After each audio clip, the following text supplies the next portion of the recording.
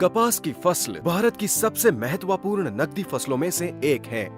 कपास के बीज बोने के कुछ दिनों के बाद इनसे पौध निकलती है।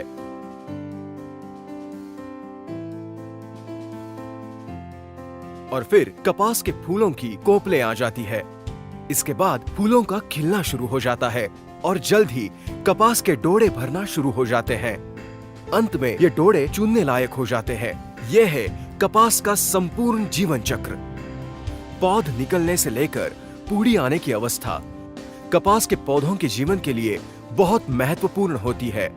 इसी समय के दौरान पौधों में सफेद मच्छर, माहो या चेपा, थ्रिप्स या जू और हरा तेला या फुदका जैसे हानिकारक रस चूसक कीटों के लगने का खतरा सबसे अधिक रहता है।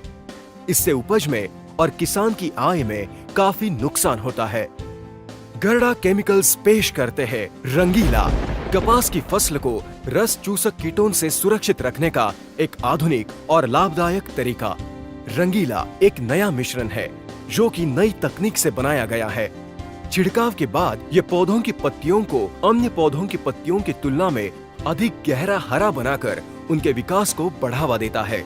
रंगीला सफेद मच्छर, माहो या चेपा, थ्रिप्स या जू और हरा तेला या फुदका जैसे अलग अलग रस चूसक कीटों के लिए असरदार है। ये एक अनोखा मिश्रण है जो सभी रस चूसक कीटों के लिए प्रभावशाली है।